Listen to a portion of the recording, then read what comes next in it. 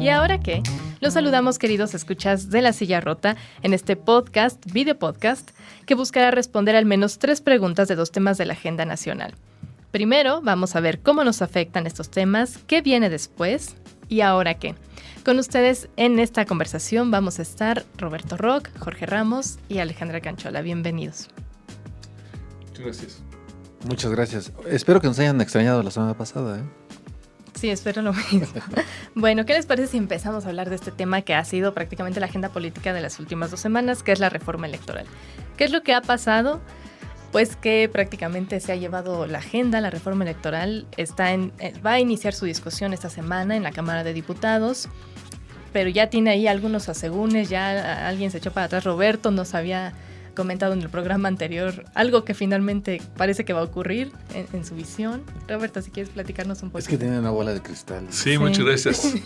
No, yo decía que iba a ser complicado que se alinearan todos los partidos para otro desliz y meterse en la cama con Morena y con el presidente López Obrador, perdón por la figura, y que más bien el presidente tenía la estrategia, me parecía desde entonces, de modificar a profundidad las distintas leyes que tienen que ver con la cuestión electoral, las leyes secundarias, que le resultará mucho más fácil, casi en automático en la Cámara de Diputados por tener los votos necesarios y con un poco mayor de dificultad, pero con unos cuantos votos que logre sacar de los partidos opositores, puede sacarlo también en el Senado. Pareciera ser que es el escenario que se está construyendo hacia adelante. Así es, Jorge. Pues mira, la verdad es que Roberto tenía razón. Lamento decirlo. No es cierto. Tenía razón. No es frecuente, pero suele suceder. No, la verdad es que creo que lo que decía Roberto en aquel momento, y ahora regresamos a la discusión del asunto, es que efectivamente el presidente, yo creo que sabía desde un inicio que no le iba a hacer posible esto, todo lo que quería, lo cual se me hace una ociosidad, de verdad, que sabiendo que no vas a alcanzar, digamos, el objetivo a alcanzar, a menos que esa sea su meta, la aviento hasta allá y a ver hasta dónde llega. En una de esas. Sí, pero estamos pasando por alto, Jorge, Alejandra, yo no sé ustedes cómo vean, que a lo mejor el presidente sí calculaba que, lo dijo Adán Augusto López, el secretario de Gobernación, que ya había un pacto con el PRI para sacarla. Uh-huh. Yo creo que ese escenario existía. Yo llegué a pensar que iba a salir de diputados y que se iba a atorar en el Senado, pero creo que la marcha, hay que reconocerle que la marcha en contra de un rediseño, un trastorno en la configuración del INE, sí tuvo un impacto. No creo que el presidente dijera, no, es que no va a salir, pero entonces ya tengo mi plan B. Lo dijo a raíz de la marcha, y también yo creo que si en la oposición había alguna duda de si iban a dar su brazo a torcer, cediendo los votos necesarios, echaron marcha atrás. Sí, seguramente la marcha les hizo modificar la estrategia. Fíjate que incluso ya se hablaba de antes de que el secretario de Gobernación hiciera público que ya había, digamos, una intención, ¿no? Que había, incluso él habló de un proyecto del PRI, que la verdad nunca conocimos. Nunca hubo una propuesta así formal de, esta es la propuesta del PRI en ese sentido. Nunca la hubo, pero él sí habló de una propuesta. Incluso en algún momento dirigentes del PRI como Rubén Moreira habían hablado que efectivamente habría un planteamiento. Después cambiaron la versión y dijeron no, del PRI no hay absolutamente ninguna propuesta y no existe y no existirá. Y seguramente efectivamente la marcha, ¿no?, del 13 de noviembre les movió el esquema y los obligó quizá a dar marcha atrás, sobre todo porque el PRI, a pesar de que le gritaron a Alejandro Moreno en la marcha que se presentó ahí, y ahí dio la señal pues de que el PRI no los iba a acompañar. Ahora, pues ya poniendo sobre la mesa lo que está planteando como plan B, porque ya el gobierno habla de un plan B, ¿no? Que sería en leyes secundarias. De cualquier manera, el plan B que está planteando pues es una cosa también muy complicada, ¿no? Que en varios aspectos, ya lo han dicho los expertos, va incluso en contra de la Constitución, ¿no? El asunto de sacar, por ejemplo, el tema de las instalaciones de los OPLES, del INE, y llevarlas a escuelas públicas para el día de la elección, el tema de los consejeros, que es una cosa ahí medio extraña, que sigue insistiendo el gobierno en la forma como se deben cambiar. Pues son cosas que además no se pueden mover muy sencillo, porque necesitan tocar la Constitución y no les va a alcanzar. Entonces habrá que ver hasta dónde llegan, porque aunque no van a llegar muy lejos, y como decía Roberto, hace unas semanas se quedarán en secundarias. Pues vamos a ver qué tanto le pueden mover, porque están al cuarto para las 12.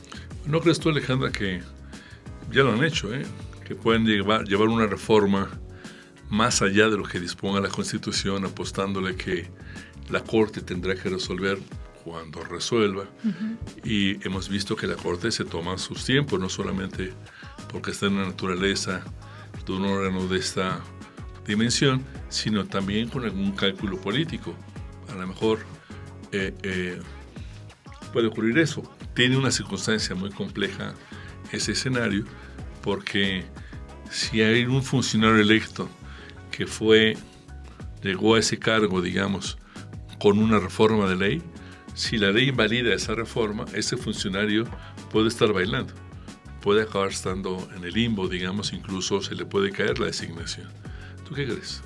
Yo creo que sí la van a pasar, la reforma secundaria, aún pisoteando la Constitución. Es algo que ya hemos visto en el gobierno de Andrés Manuel López Obrador. Yo al principio pensaba que era falla de asesoría jurídica o legislativa, pero creo que al final más bien es la tirada que ellos tienen, ¿no? Ir cambiando las leyes secundarias ya cuando ven que no les da la Constitución, y justamente apelar a que se mantengan vigentes mientras la Corte no resuelva lo contrario. Ya estamos en el capítulo del ¿y ahora qué? ¿Y ahora qué? ¿Qué? Pero no sé, Jorge, si ¿por qué crees que debe seguir siendo importante para la gente esto? ¿Por qué es importante? Porque, a ver, y lo hemos dicho en otros momentos, construir el andamiaje electoral que tenemos nos ha costado décadas. Y nos ha costado décadas porque tuvimos durante 70 años, hasta los 90, pero durante 70 años teníamos solamente un partido desde el gobierno de la República. Había algunos municipios por ahí, algún estado después, a finales de los 80s, ya entrando en los 90s, que empezamos a tener gobiernos estatales de oposición. Pero hasta ese momento, quien controlaba las elecciones, quien hacía el recuento de los votos, quien organizaba la elección, era el gobierno, el propio gobierno. Y justamente por esa desconfianza es que se le fueron poniendo muchos candados. Si el gobierno del presidente López Obrador quiere quitar esos candados y poner, ahora elegimos a los consejeros, que sea por voto ciudadano, pues a lo mejor puede ser en algún otro momento de la historia. Pero hoy por hoy es el andamiaje que tenemos, que nos garantiza que el voto de la gente pueda ser medianamente respetado y que cuente. Eso lo hemos estado viendo, hemos tenido ya alternancias, tuvimos alternancia en el 2000, en el 2012 otra vez, ahorita en el 2018. ¿Tú crees que eso desautoriza cualquier propuesta del presidente o una propuesta Yo creo que sí. Radical del presidente en el ámbito electoral? Hay que decir también que después de una elección presidencial, y a veces incluso después de una intermedia, ¿no? Eso tuvo que haber sido después del tercer año, en el 21. Los partidos normalmente reflexionan sobre qué ajustes hay que hacerle al sistema electoral. Esto solamente pasa en algunos cuantos países. Normalmente los sistemas electorales son más estables. Pero aquí ajustamos y ajustamos y ajustamos. Pero no cuando se está casi a las puertas de una sucesión presidencial, con un año de distancia. ¿No, Alejandra? Sí, y es por eso precisamente que yo creo que nos sigue afectando de la misma manera. En algún momento pensé, bueno, si ya no es una reforma constitucional, el impacto político a futuro podría ser menor, pero no. Realmente lo que nos afecta es la discusión sobre la misma reforma, sobre los cambios que sí o no necesita la autoridad electoral. Creo que eso es lo que al final mina la confianza en la institución mina la discusión o falta de... No enriquece, pues, la discusión sobre una verdadera reforma electoral que puede ser necesaria o no, puede ser la autoridad y las leyes perfectibles o no, pero que al final esta reforma parece más un capricho del presidente que realmente una necesidad, ¿no?, en el ámbito electoral. Sí, en fin. A lo mejor podemos entrar ya. ¿Y ahora qué? ¿Y ahora qué con esto? ¿Qué va a pasar? Pues por lo pronto... Tengan cuidado, porque ya me va a dar pena una previsión. Tener un voto en contra de lo que ustedes digan y que al final se vuelva a confirmar que era por ahí. Pues por lo pronto suspendieron, este martes suspendieron por el partido entre México y Polonia, suspendieron. Es que prioridades, ¿no? Prioridades. Suspendieron la bueno, es que el sábado junta directiva. no hay congreso. No hay congreso, afortunadamente. A veces sí se la echan, pero ahora no. Lo suspendieron, bueno, van a ver solo la ruta a tomar dentro de la comisión donde finalmente se va a dictaminar este asunto. No creen que se dictamine ese mismo día, le dan hasta el viernes, ¿no?, al dictamen para que pueda tener consenso o al menos el aval de Morena, a ver si se le puede ajustar algo. Curiosamente un día antes del partido de México con Argentina, que es muy importante. Y bueno, se espera que ya para la próxima semana esté llegando al pleno esta reforma. Yo pienso que si no se atora en Cámara de Diputados, definitivamente se va a atorar en el Senado, como decía Roberto, y en el Senado yo sí creo que no va a pasar de ninguna manera. Ricardo Monreal también ya ha dado un poco de vistas sobre esto, que no va a pasar nada que sea regresivo, hay muchas cosas regresivas en la reforma, entonces bueno, pues a ver cómo viene. Por lo pronto sí se va a votar. ¿Cómo? Es lo que falta ver. Pues sí. Jorge, di tu primero. No, pues yo creo que van a sacarlo en San Lázaro. Tienen mucho más forma de hacerlo, pero en el Senado se van a tropezar y habrá que ver también los tiempos, porque nos estamos acercando ya a diciembre y Ricardo Monreal había hablado de que algo podría suceder en diciembre y quizá esta pueda ser, digamos, uno de los factores que orillen a otras decisiones en el Senado con Ricardo Monreal y con esta reforma que seguramente se va a tropezar ahí. No sé si ustedes están de acuerdo, pero hay dos variables que van a intervenir en el proceso. Una, las elecciones. Ya estamos propiamente en el arranque de los procesos para renovar las gubernaturas del Estado de México y de Coahuila. Y normalmente en esas atmósferas el clima para acuerdos se enrarece mucho. Cualquier cosa que mande el presidente lo va a aprobar efectivamente la Cámara de Diputados. Yo creo que el costo para la oposición de hacer un pacto en este entorno electoral inminente con el gobierno sería altísimo, digamos. Le costaría votos al PRI, le costaría votos al PAN. Creo que lo van a aprobar en diputados, creo que se va a frenar en el Senado y mi impresión, mi previsión es que no tendremos reforma electoral. Sin embargo, vamos a ver qué pasa con la marcha del propio presidente, que a mí me da la impresión de que va a acabar siendo una defecio de propaganda muy cuesta arriba, ¿no?, con funcionarios, con gobernadores, etcétera, ¿no? Lo que no es más que un culto a la personalidad del presidente, ¿no? Si lo dice el presidente, con él hasta la ignominia. Sin embargo, hay personajes como bien dice Jorge, Ricardo Monreal, que han ido tomando distancia. Creo que Monreal va a ir a Europa, a España, el día de la marcha. Suena algo como de dignidad propia, que no es una especie tan común en nuestra clase política, por lo menos la cercana al gobierno en estos tiempos. Pues mi apuesta, creo que y ahora no va a haber reforma electoral. Sí. ¿Pero se queda a medias o de nada? No, yo creo que va a llegar la Cámara del Senado, al Senado, a la Cámara Alta, y ahí se va a esperar. Puede ser que la pospongan. No le encuentro, no descartaría que dijeran, oigan, pues vamos a ver después de la elección, ¿no? Pero después de la elección, el siguiente periodo está hasta septiembre y ya va a estar calientísimo el tema del 2024. Si no se puede hacer gran cosa para dos estados que van a cambiar de gobernador, en el 24 eso va a ser territorio comanche. Sí, además te asfixia, ¿no? Porque tampoco puede ser una reforma antes de una elección, entonces no la puedes aplicar. Entonces, hay hasta 90 días plazo. antes. Entonces ya están muy apretados. Hay que advertirle a los amigos de la silla rota de este video podcast que uno de los aspectos que más polémicos resultaron fue la configuración del Congreso. Cómo se integra el Congreso, los diputados plurinominales, los de mayoría, estos 500 diputados y 124 senadores. Esto es un tema que está descrito en la Constitución casi como una ley reglamentaria. Es tan larga la descripción que uno diría que ahí está la ley reglamentaria. Si algo no van a poder tocar para bien o para mal, va a ser ese tema. No me lo imagino que lo toquen en la Cámara de Diputados, por más anuentes que sean con la voluntad presidencial, y jamás me lo imaginaría que lo tocaran en el Senado. El mismo Ricardo Monreal advirtió que ese tema perjudica principalmente a Morena y a sus aliados, ¿no?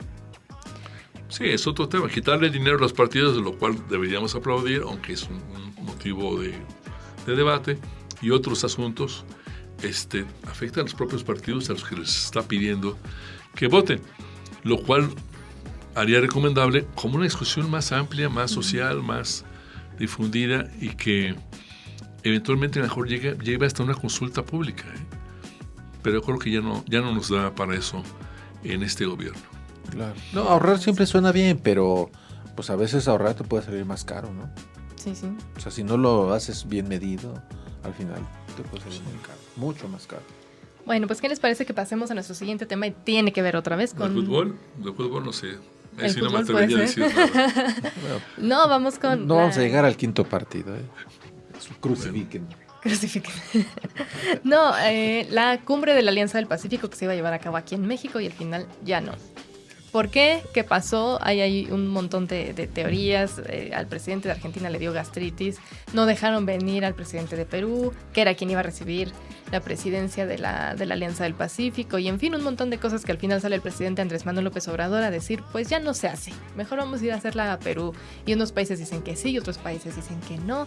Al final esto está causando un poco de revuelo, o bastante revuelo, por la relación que se tiene con estos países, principalmente los afines al gobierno de la Cuarta Transformación. No sé, Jorge, ¿tú cómo ves esta cancelación o suspensión de la cumbre de la Alianza? Sí, fíjate que el tema de la cancelación suena más bien a que pasó algo más, además de lo de Gustavo Petro, que no le daban permiso, pues que trae unos problemas ahí gigantescos con su Congreso, lleva un asunto ahí muy, muy complicado en su presidencia, y creo que va más allá, ¿no? de ese tema, porque los medios argentinos, y fueron los argentinos los que empezaron a contar la historia de que hay una molestia, ¿no? Hay enojo por parte del presidente Fernández de Argentina con el presidente López Obrador por el tema de la elección del nuevo director del BID. Como sabemos, este fin de semana, el domingo, pues nuestro candidato, ¿no? que era el mexicano, no resultó electo en la votación. Fue muy llamativo porque fueron 17 votos a favor de la apuesta de Brasil y México solo obtuvo dos votos, lo cual refleja, digamos, pues la carencia de liderazgo de México. O sea, somos, digamos, entre comillas, el hermano mayor de América Latina, y resulta que pues, le dieron la espalda y se fueron con el brasileño, que además era propuesta de Bolsonaro, pues que ya se va Bolsonaro, perdió, y hay cierta molestia. México reclamó, el presidente López Obrador ratificó el reclamo, que se hizo a través de una tarjeta informativa muy rara de las que está haciendo el domingo, y el presidente lo ratifica el lunes, ¿no? Que son los mismos modos y que no sé qué, y tirándole ahí que se ponen de acuerdo con Estados Unidos y definen quién se queda, y que pues por eso perdimos, ¿no? Lo curioso es que 2 días después nos enteramos que México le pide un préstamo al BID de $600 millones para temas sociales. Eso fue lo que se dice.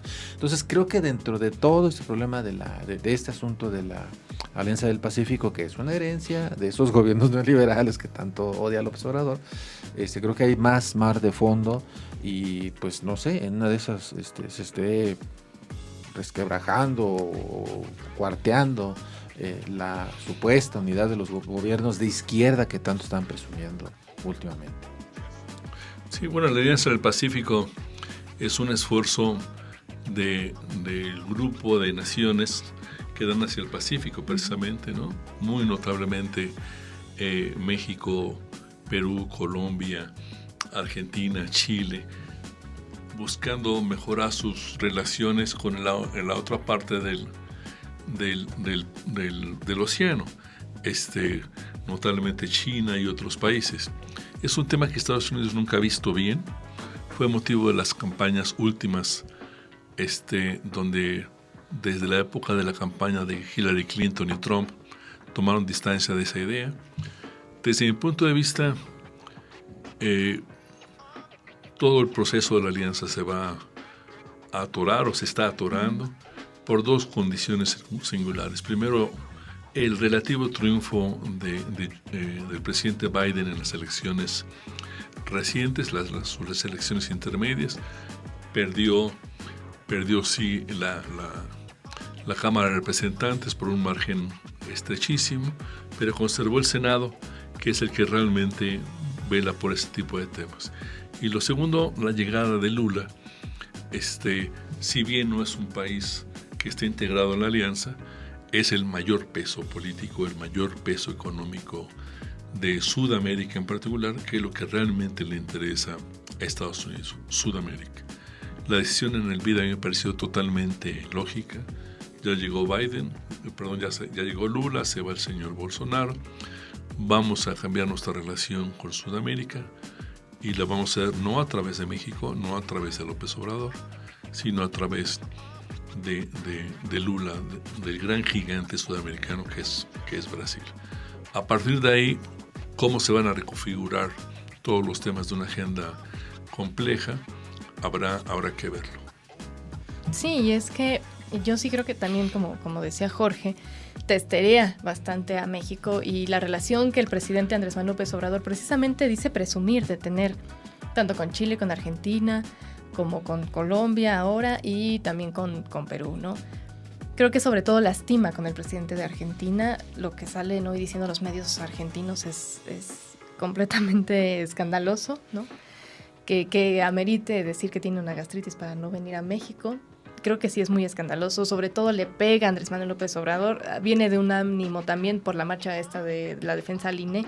Viene de un ánimo de no mucho triunfo. Se le están complicando las cosas. Y en este panorama internacional creo que sí, se complican todavía más. ¿Y qué pasó? O mejor dicho, ¿cómo nos afecta? Ahora sí, entrando un poco al tema de cómo nos afecta. No sé qué tanto nos afecte como ciudadanos. La verdad no he podido aterrizar esa parte. Pero sí creo que nos afecta a nivel, el gobierno de Andrés Manuel López Obrador está perdiendo peso, no nada más aquí, también en el ámbito internacional, al menos con América Latina, que es una de las fortalezas que presumía el gobierno de la 4T, ¿no? No sé si ustedes lo ven así. No, si nos afecta, la Alianza del Pacífico es un tema más complejo para escudriñar y que nos afecte en nuestra vida cotidiana. Sí. Potencialmente nos puede afectar, pero es algo un poco más etéreo. Yo creo que afecta especialmente al gobierno del presidente López Obrador. ¿Cómo nos afecta a nosotros en la vida cotidiana? Pues cada quien interpretará en qué le ayuda en su vida cotidiana que tengamos un presidente más débil en el entorno internacional. Sin el discurso de que México lidera a los gobiernos progresistas de América Latina, que hay que entender, tienen matices tan diversos, ¿no? ¿Qué relación puede tener Boric, el chileno, con Maduro en Venezuela, ¿no? O con la gente de Bolivia, etcétera? Realmente cada país tiene su propia problemática, cada país tiene sus desafíos y la forma de buscar resolverlos. Me da la impresión que desde dentro de los países está habiendo un discurso de nosotros no tenemos por qué atender el discurso del presidente López Obrador. Tenemos que atender nuestros intereses. Presidente Fernández en Argentina, presidente Boric, Lula, Petro, cada señor a resolver sus problemas. Y lo que más me preocupa es mi relación con Estados Unidos, el peso que tiene Brasil, y después vemos los discursos más bien retóricos de otra naturaleza. Jorge. Sí, yo creo que sin duda ese... A ver, también hay que verlo desde el punto de vista de que México, si bien o sea, es el país que está pegado a Estados Unidos y pareciera ser el hermano mayor del continente americano, la verdad es que Brasil es muchísimo más grande y con una economía muy, muy, muy poderosa. Y creo que en general, salvo cuando Luis Echeverría quería liderar a los países del tercer mundo y una cosa así, la verdad es que, y después Carlos Salinas, ¿no? Algo intentó también en el ámbito internacional. Creo que el logro más importante fue el Tratado de Libre Comercio con Estados Unidos y Canadá. Pero fuera de ahí, yo no veo, digamos, un rol importante de México o de sus presidentes enarbolando algún tipo de tema o bandera a nivel internacional. Creo que un poco lo intentó hacer Felipe Calderón, que se salía, digamos, cuando estaba en México, su agenda era su guerra contra el narco. Pero cuando salía del país, su agenda era el tema del cambio climático. Y hoy la siguen arbolando, hoy sigue participando en la COP, lo invitan a todas las cumbres de cambio climático, él sigue participando, pero no hay un liderazgo realmente, digamos, de algún presidente o de México encabezándolo. Lo que sí creo es que en el caso de lo del BID, los 17 votos en contra, que yo los vería en contra, no a favor del brasileño, yo los vería en contra de México. Creo que sí dan una muy mala señal, justo de lo que se ha hablado Roberto, de lo que se ha hablado Alejandra, de que algo no están viendo bien y que los otros gobiernos están diciendo, pues mis intereses son estos y pues López Obrador serás muy famoso en las encuestas, pero mis intereses son acá y efectivamente, aunque te enoje, yo me pongo de acuerdo con Estados Unidos porque es con él con quien me tengo que poner de acuerdo. En buena diplomacia es una bofetada en el rostro del gobierno mexicano, porque la diplomacia tradicional podría haber alertado al presidente que el ridículo iba a ser gigantesco y el presidente debió haber retirado la candidatura de México o de un mexicano. Pues como hizo, no lo cambiaron, quizá fue esa la razón. Pero creo que uno de los problemas fue precisamente el caso de Elisa Bárcenas fue vetada por Estados Unidos. Pusieron a Esquivel sin el respaldo tan claro por parte del presidente, parecería más bien que se quería deshacer de él, ¿no? Pero al final del día, Jorge, en la víspera de la elección, la diplomacia establece, oigan, vamos a ir 17 contra 12, ¿no quieres retirar a tu candidato para no quedar en ridículo? Sí, vamos juntos con el brasileño. Si no ocurrió, qué mal.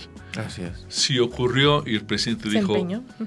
Yo me monto en mi macho y vamos con Esquivel, peor. Entonces, ¿quién sabe? Yo creo que más bien pasó eso. Bueno, la impresión que me da el análisis de estos medios argentinos es eso precisamente, que más bien López Obrador se empecinó en su candidatura y es también por eso que Fernández dice, bueno, ya entonces no me va a interesar. Si quedas en ridículo, si no voy a tu país, tengo que decir que tengo gastritis para no ir. Y también es inquietante que López Obrador no tenga presencia y no tenga diálogo con otros presidentes. Creo que ese también es un factor muy importante. No ver al presidente de México sentándose en las cumbres, porque para eso son las cumbres, para que estén así codo a codo y en un descuidito hacer algún tipo de acuerdos. Pero si no va el presidente López Obrador, está totalmente fuera de una discusión internacional. Y eso sí es inquietante. ¿Y ahora qué? Sí, creo que va a ser muy interesante y veremos muchos movimientos en las próximas semanas, meses. Creo que el resultado va a ser un presidente López Obrador que entenderá que fracasó su visión. Creo que ha fracasado durante muchos años la visión de una América Latina unida, ¿no? Que renegocia los términos de poder con Estados Unidos. Creo que el gran actor de la relación fragmentada de Estados Unidos con Sudamérica, con Centroamérica y con México va a ser para Sudamérica el presidente Lula. En Centroamérica se le seguirá pidiendo apoyo a México, especialmente para el tema del tráfico de drogas y de migración. Y habrá una relación individualizada de Washington con López Obrador, que han venido acumulando roces y desacuerdos, de tal suerte que creo que al final del gobierno veremos un presidente López Obrador internacionalmente muy disminuido. Jorge, ¿tú Sí, cómo ves? sin duda. ¿Y ahora qué? Sí, no, yo creo que el tema de la pérdida de liderazgo de México frente a América Latina va a ser cada vez más evidente.